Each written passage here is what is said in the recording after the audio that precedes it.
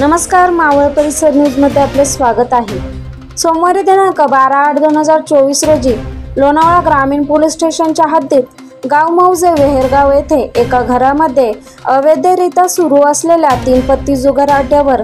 लोणावळा ग्रामीण उपविभागीय कार्यालयाचे सहाय्यक पोलीस अधीक्षक श्री सत्यसाई कार्तिक यांनी छापा टाकला।